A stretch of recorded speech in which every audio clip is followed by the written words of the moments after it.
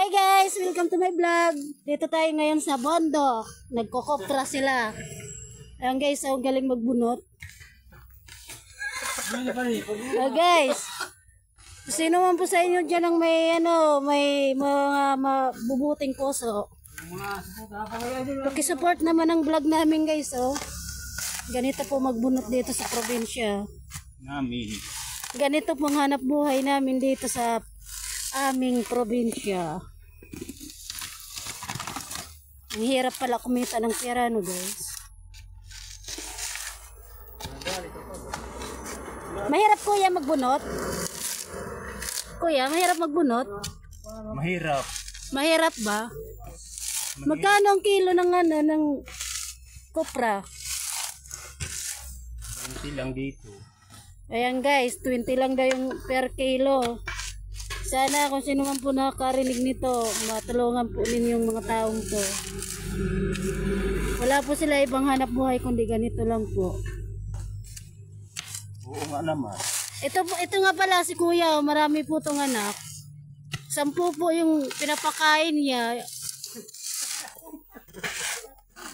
Ayan. Sana matulungan niyo po to guys. Kaya nangihina na po magbunot ng nyog. Wala para kain. Pambili ulam. Wala daw sila pambili ng ulam. Kaya yung ulam daw nila tuyo. Ito naman si Kuya Okala. Ayan, nagbubunot din. Ayan Hi guys, kaway naman dyan.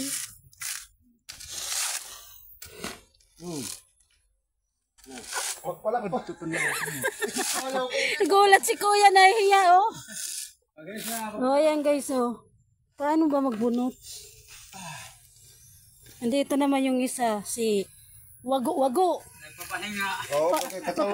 Nagpapahinga dahil wala daw siyang kinain Ayan.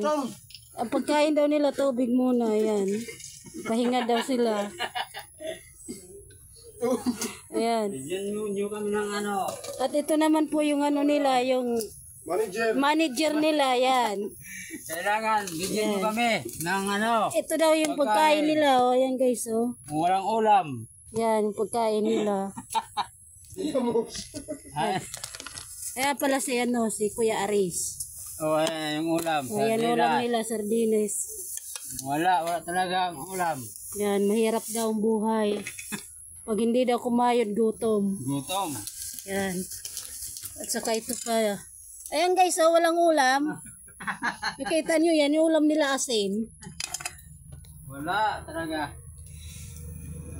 Pero guys, manghihingi tayo ng nyug.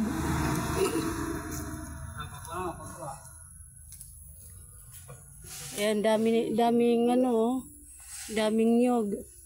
Daming kinukopra nila. Pero apat sila na maghahati sa bayad. Ayan. Ginamot. Papahinga yung manager nila dahil pagod na daw. Hindi na daw kaya. Ayan. Baka ma-stroke daw siya. Dahil mataas yung BP. Ito si kuya yan. Maraming anak yan. 10 yung pinapakain.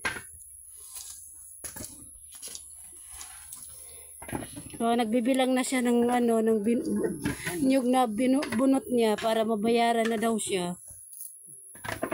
Yan yung malalay. Yan. Magkano bawat gatos? 35 daw guys. Pero ito yung maganda guys sa mga mayroon UTI, sakit sa bato. Yan, bawat umaga itong iniinom kaysa kape. Magandang gamot yan. Ito yung kinakain namin. Ayan kuya, ayan guys Yan pagkain nila guys, saging. Ayan pagkain nila dito sa bundok saging yan. Yan lang, Yan lang daw pagkain nila. Mamayang tanghali, yan daw saing nila para may lakas sila sa pagkukopra. Yan. Kasi kuya, oh, kawawa, oh, pahinga na. Wala na daw lakas.